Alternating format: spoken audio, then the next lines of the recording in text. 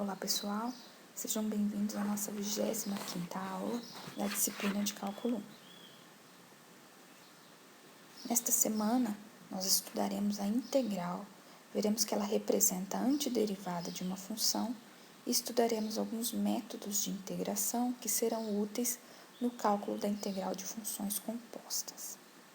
Particularmente nesta aula, nós veremos o problema inverso da derivação. Dada uma derivada, como encontrar a função que originou essa derivada, ou seja, qual a antiderivada. Nós vamos começar com o seguinte problema. A função custo marginal, que é dada pela derivada da função custo, que corresponde ao acréscimo dos custos totais de produção quando se aumenta a quantidade produzida, é dada por C' de x igual a 4x menos 8, onde C de x é o custo total da produção de x unidades.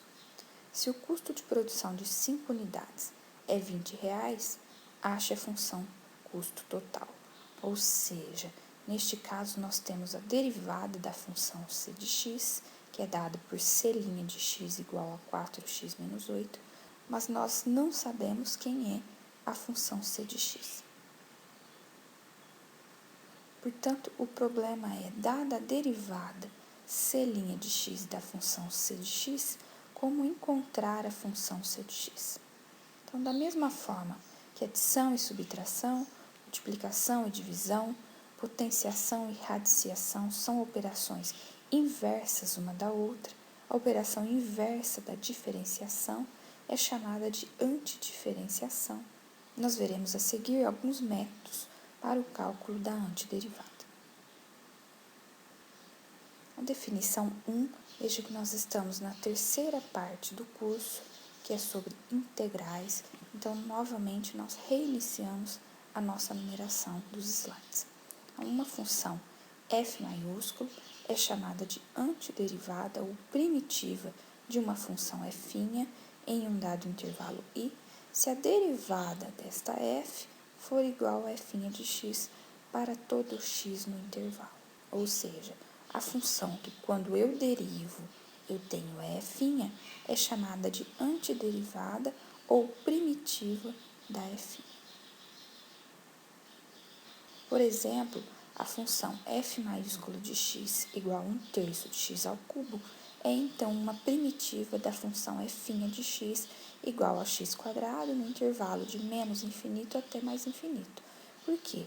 Para cada x neste intervalo, quando nós derivamos a f maiúscula de x, ou seja, quando nós derivamos a função 1/3 de x ao cubo, recorde que nós mantemos a constante, então mantemos 1/3 e derivamos o x ao cubo.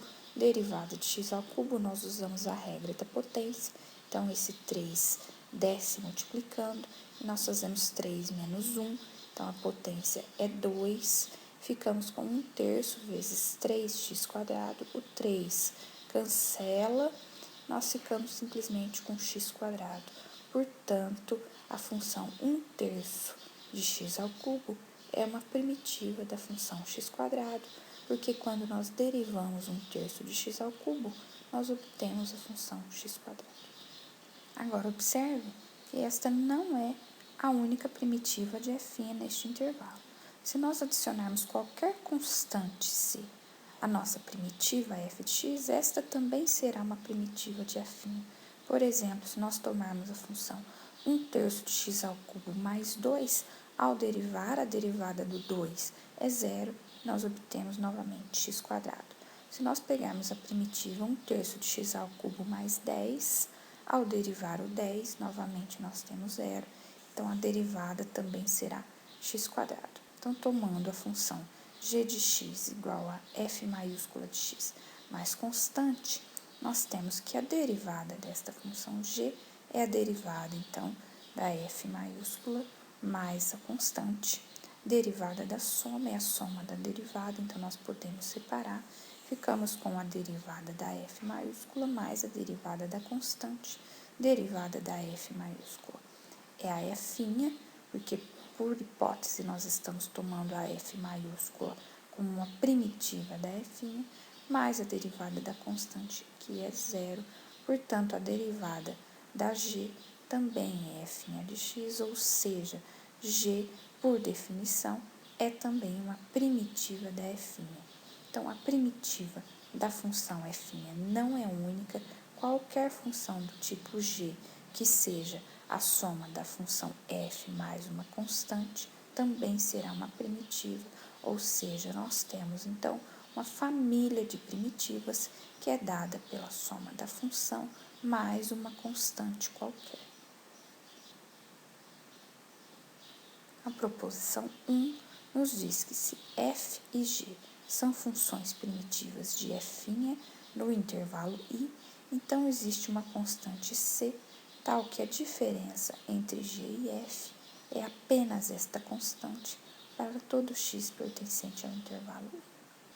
Então, as primitivas diferem-se apenas por uma constante. Então, este processo de encontrar antiderivadas ou primitivas é chamado de antidiferenciação, ou, como nós chamaremos a partir de agora, de integração. Dessa forma, a derivada da f maiúscula de x é a derivada da f de x com relação à variável x. Nós podemos usar essas duas notações, ou seja, isso é a f' de x, isto pela definição de primitiva. Então, integrando ou antidiferenciando-se a função f' de x, nós obtemos as suas primitivas, que serão da forma f maiúscula mais c. Nós denotaremos isso, então, pela integral da f' de x dx. O dx está aqui nos dizendo com relação a qual variável nós estamos trabalhando, e isso será a primitiva, que é a f maiúscula de x, mais uma constante. Então, o que calcula a integral de uma função? Ela encontra quem é a primitiva desta função mais a constante. Então, nós definimos formalmente se f maiúscula de x é uma primitiva de f', a expressão f de x mais c é chamada de integral indefinida da função f' de x e será denotada pela integral de f' de x dx igual a f maiúscula de x mais constante. Nós definimos assim a nossa integral indefinida. Ela é chamada indefinida porque nós não estamos estabelecendo aqui um intervalo de integração. Nós veremos na próxima semana as integrais definidas, que é quando nós estabelecemos este intervalo. Então, da definição, decorre diretamente que integral de f' de x dx é igual a f maiúscula de x mais constante, se e somente se a derivada da f maiúscula for igual a f' de x. Foi assim que nós definimos a integral, seguindo a ideia de primitivas. A segunda observação é que a integral de f' de x dx não representa uma única função, mas representa uma família de funções, porque para cada constante nós temos, então, uma função diferente. Então, esta é a família de todas as primitivas da função integrando. Função integrando, no caso, é a função que está dentro da integral, no nosso caso, a função f' de x.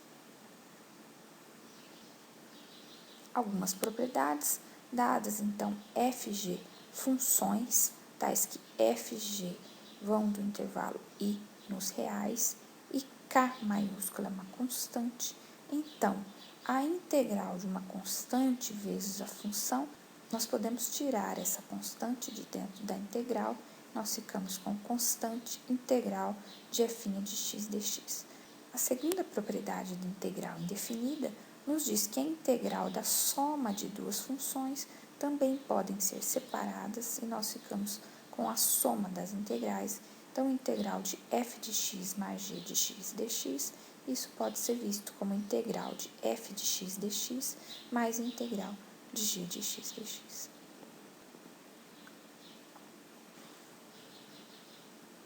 Nós podemos obter, assim, algumas fórmulas de integração a partir das fórmulas de derivação conhecidas. Então, nós temos, por exemplo, que a derivada de x com relação a x, recorde que nós usamos aqui a regra da potência, e a derivada de x é igual a 1. Portanto, se a derivada de x é 1, a integral de 1 dx, que é a integral do próprio dx, será x mais a constante. Derivada de x elevado a r mais 1 sobre r mais 1, usando novamente a regra da potência, nós ficamos com r mais 1, que multiplica x elevado a r mais 1 menos 1. Então, x elevado a r, ficamos com r mais 1, x elevado a r sobre r mais 1. Então, o r mais 1 se cancela e fica simplesmente x elevado a r. Isso para r diferente de menos 1, porque nós não podemos aqui ter o zero no denominador. Quando r é igual a menos 1, nós ficamos aqui com x elevado a zero sobre zero. Então, nós não podemos utilizar esta formulinha para r igual a menos 1. Veja que, neste caso, então, a derivada é x elevado a r. Portanto, a integral de x elevado a r dx será x elevado a r mais 1 sobre r mais 1, mais a constante, no caso de r diferente de menos 1. Então, veja que nós temos uma formulinha análoga à formulinha da regra da potência para o caso da integral. Derivada do seno de x, recorde que é igual ao cosseno de x. Portanto, a integral do cosseno é o seno de x mais a constante. Derivada de menos cosseno de x, recorde que a derivada do cosseno é menos seno. Portanto, a derivada do menos cosseno fica menos seno, e isso é igual a seno de x. Portanto, a integral do seno de x é igual a menos cosseno de x mais a constante. Derivada da tangente de x é igual a secante ao quadrado de x. Portanto, a integral da secante ao quadrado é igual a tangente de x mais a constante. Derivada de e elevado a x, recorde que é a única função que tem como derivada ela mesma. Portanto, a integral de e elevado a x dx é igual a e elevado a x mais a constante. Derivada do ln de x é igual a 1 sobre x. Portanto, a integral de 1 sobre x dx é igual a ln de x mais constante. Então, observe que para o caso de 1 sobre x ou x elevado a menos 1, que é a mesma coisa, nós estamos aqui, então, com uma integral do tipo x elevado a r, para r igual a menos 1. Então, note que, para o caso de r igual a menos 1, nós temos que a integral é o ln de x mais constante. Nós não utilizamos esta segunda formulinha. Nós temos, assim, uma formulinha específica para o caso de r igual a menos 1. Então, nós veremos alguns exemplos. Para o primeiro exemplo, nós temos a integral de 4 cosseno de x dx. Pela propriedade 1, recorde que a integral de uma constante vezes a função, nós podemos tirar essa constante de dentro da integral. Nós ficamos, então, com 4 integral do cosseno de x dx. Integral do cosseno é o seno, então, isso é 4 seno de x mais a constante. Essa constante pode ser sempre somada no final dos cálculos. No segundo exemplo, nós temos a integral de x mais x quadrado dx. Pela propriedade 2, recorde que a integral da soma de duas funções pode ser visto como a soma das integrais. Então, nós temos integral de x dx mais integral de x quadrado dx. Integral de x dx nós podemos ver como integral de x elevado a 1 dx. Então, nós usaremos a regrinha da potência, integral de x elevado a 1. Recorde que a integral de x elevado a r é dada por x elevado a r mais 1 sobre r mais 1. Então, a integral de x elevado a 1 será x quadrado sobre 2. Da mesma forma, a integral de x quadrado dx, usamos a mesma regrinha, nós temos então que é x ao cubo sobre 3. Tudo isso mais a constante. No terceiro item do exemplo, nós temos a integral da função t quadrado menos 2t à quarta sobre t à quarta dt. Observe que, t quadrado menos 2t à quarta sobre t à quarta pode ser escrito como t quadrado sobre t à quarta menos 2t à quarta sobre t à quarta. E assim, simplificando, t quadrado sobre t à quarta pode ser escrito como 1 sobre t quadrado, e menos 2t à quarta sobre t à quarta é simplesmente menos 2. Então, nós ficamos com a integral de 1 sobre t quadrado menos 2 dt. 1 sobre t quadrado pode ainda ser escrito como t a menos 2. Então, ficamos com a integral de t a menos 2 menos 2 dt. Pela regrinha da soma, nós podemos olhar a integral para cada uma dessas funções separadamente. Integral de t a menos 2, nós utilizaremos a regrinha para potência. Então, recorde que integral de x elevado a r é x elevado a r mais 1 sobre r mais 1. No caso, nós temos r igual a menos 2, então r mais 1 é menos 2 mais 1, que é menos 1. Então, integral de t a menos 2 será t a menos 1 sobre menos 1. Menos integral de 2 será 2t, porque a derivada de 2t é 2. Então, menos 2t mais a constante. T a menos 1 sobre menos 1 pode ser escrito como menos 1 sobre t. Portanto, a integral de t quadrado menos 2t à quarta sobre t à quarta dt será menos 1 sobre t menos 2t mais a constante.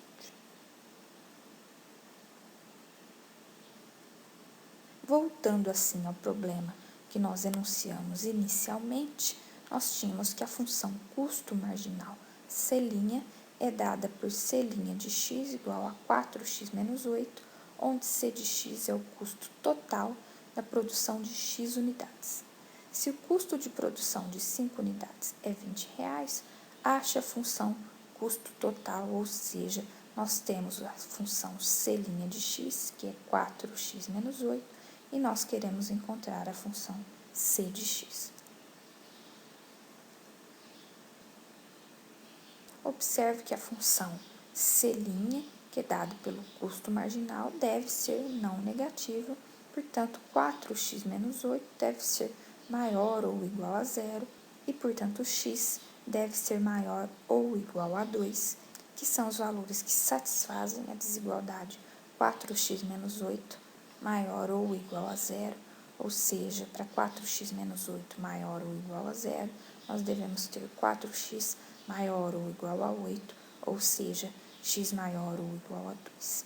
Agora, como C' de x é igual a 4x menos 8, nós temos que a função C de x será dada pela integral de 4x menos 8 dx. Integral de 4x é dada por 2x ao quadrado. Observe que derivando 2x², nós temos 4x, menos a integral do 8, que é 8x, mais a constante. Portanto, a função C de x é a função 2x² menos 8x mais c. Observe que nós podemos conferir se essa integral está feita corretamente, derivando ela. Derivando, então, 2x², nós temos 4x. Derivando menos 8x, nós temos menos 8. Derivando a constante é zero. Então, derivando esta função, nós voltamos na função integrando.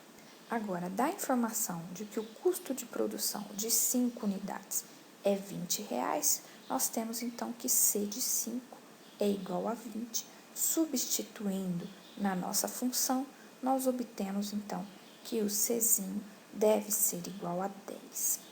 Portanto, a função custo é dada por C de x igual a 2x² menos 8x mais 10 para x maior ou igual a 2.